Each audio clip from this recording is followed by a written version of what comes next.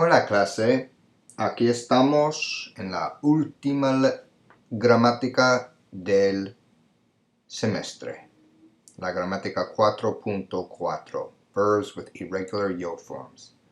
You can find this in your textbooks between pages 136 and 137. And we're going to start, as always, with the PowerPoint.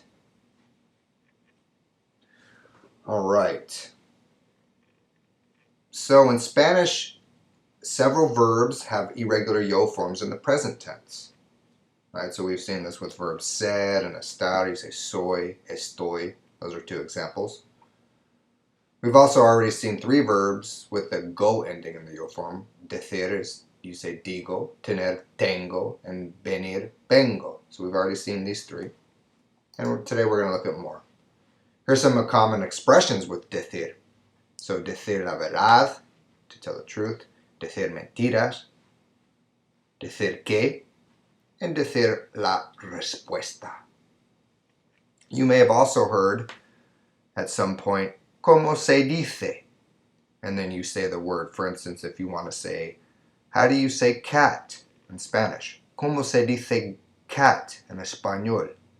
Se dice gato. So that's another example of decir, but it's very common. So the verb hacer is often used to ask questions about what someone does. Note that when answering, hacer is frequently replaced with another more specific action verb, just like in English. So if you say, what are you doing? You don't respond using doing, right? You say, I'm studying, or whatever. So you use like a different verb, okay?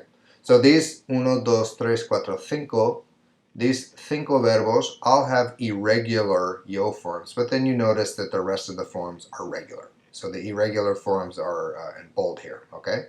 So you have hacer, hago, haces, hace, hacemos, hacen, poner, pongo, and then the regular, salir, salgo, and then the rest. Supongo, to suppose, not to supposed to, right? So careful there. It's not obligation. It's like suppose, like, oh, I guess so, right?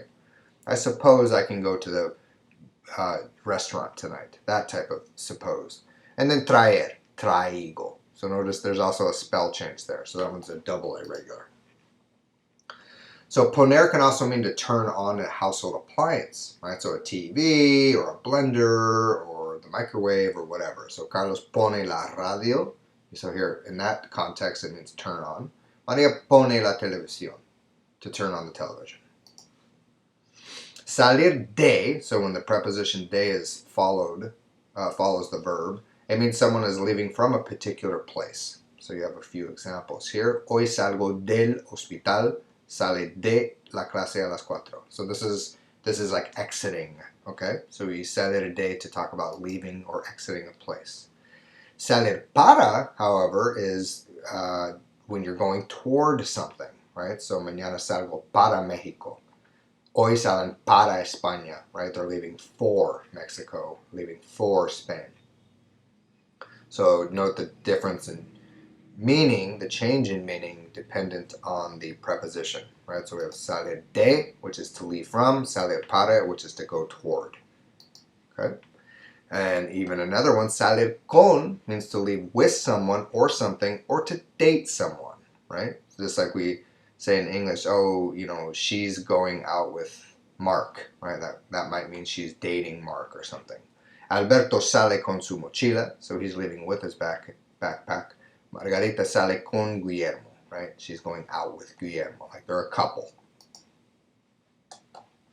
So the verbs ver and oír have an irregular yo form as well, okay? And notice that oír has a written accent mark in the infinitive. That's important, okay? So the other forms of ver are regular, not the case with oír, okay? So we'll look at ver first.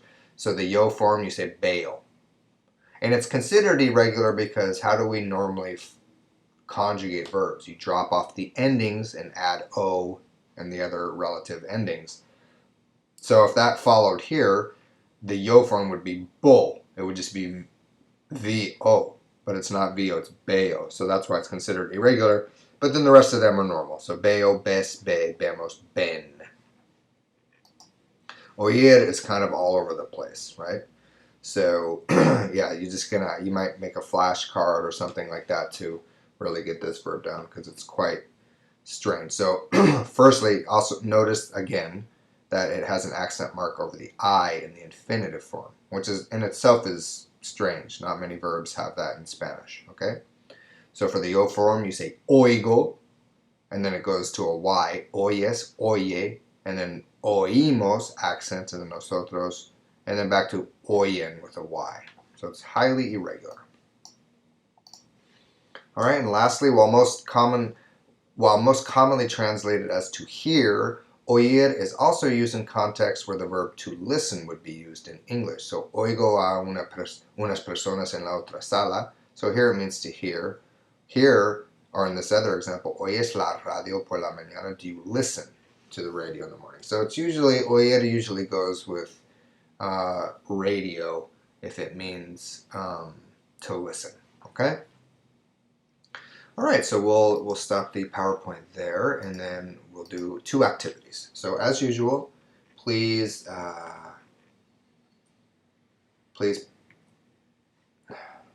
pause. And as usual, right, you're going to pause when and think about the answer before I give it. Okay. So it says choose the answer that best completes each sentence. Número uno, yo nunca, and then we have 3 options. Mis tareas temprano. Pause. And we're back. Yo nunca hago, right? I never do my homework early. Okay? Número dos, Ana no está en su casa. And then we have 3 options. Que está en el gimnasio. Pause. And we're back. Supongo, right? I suppose. Or I guess, right? I guess she's in the gym. Muy bien. 3. Nunca, and we have these 3 options. A comer con mis padres. Pause.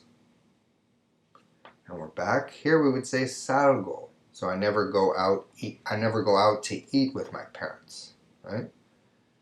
Nunca salgo. Okay, 4. So we have these 3 options. Música en mis ratos libres. Pause. And we're back. Oigo, right? So here it means to listen. So I listen to music in my free time. Solo blank televisión los fines de semana. Pause.